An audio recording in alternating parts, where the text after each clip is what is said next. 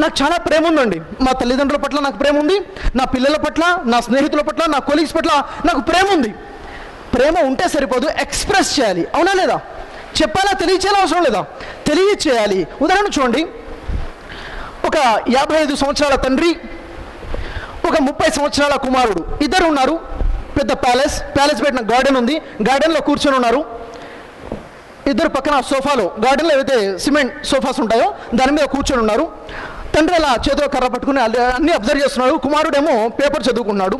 అంతలో ఒక బటర్ఫ్లై, సీతాకోక చిలుక వచ్చేసి ఆ తండ్రి యొక్క చేయి మీద కూర్చుంటుంది.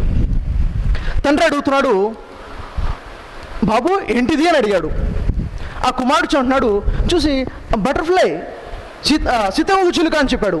అనుకున్నాడు, అదేంటి చూస్తున్నాడు కదా, చూసి మరి అడిగాడేంటి, డిస్టర్బ్ చేయడానికి ఆ పేపర్ చదువుకుంటుంటే అన్న ఆలోచన పుట్టింది. కొంతసేపు తర్వాత ఆ బటర్ఫ్లై లేచి తన భుజం మీద కూర్చుంది. భుజం మీద కూర్చోగానే మళ్ళీ అడిగాడు, బాబు ఏంటది అని అడిగితే, చూసి ఇప్పుడేగా చెప్పాను అన్న ఫీలింగ్ లోపల, బయటికి ఏమనట్లేదు. బటర్ఫ్లై సీతాకోక చిలుక అని చెప్పేసి మళ్ళీ రెండోసారి చెప్పాడు. మళ్ళీ కొంతసేపు తర్వాత అది లేచి వెళ్ళి ముందు చెట్టు మీద కూర్చుంది. బాబు ఏంటది అనేసరికి కోపం వచ్చేసింది. ఎవరికి? కుమారుడికి. నాన్న కోపం వచ్చేసింది. చెప్పారు కదా, వినపట్లేదా? బటర్ఫ్లై అన్నాడు సైలెంట్గా.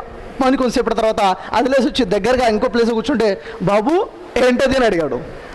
ఇన్నిసార్లు చెప్పాలి, చెవుడొచ్చిందా అని చెప్పేసి కోపం వచ్చేసింది. అర్థమవుతుందా? ఆ తర్వాత నాన్న ఏం చేశాడంటే సైలెంట్గా ఏమనట్లే నాన్న అక్కడి నుంచి లేచాడు, ఇంట్లోకి వెళ్ళాడు. ఆ నాన్నకి ఏంటంటే డైరీ రాసేవాడు ప్రతిరోజు కూడాను. అతను పాత డైరీ తీసుకున్నాడు. పాత డైరీ తీసుకొని బయటకు వచ్చాడు. వచ్చి ఒక పేపర్ ఓపెన్ చేసి కుమారుడికి ఇచ్చాడు. కుమారుడిని డైరీ చదవమన్నాడు. ఆ డైరీ చదువుతున్నాడు. ఏముంది?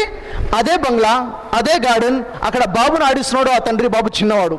ఆ బాబు అడిగాడు, ఏంటిది నా నాన్న అడిగాడు. బటర్ఫ్లై అని చూపించి బటర్ఫ్లై అని చెప్పాడు. కొంచెం నాన్న ఏంటిది అని అడిగాడు. బటర్ఫ్లై రా అన్నాడు.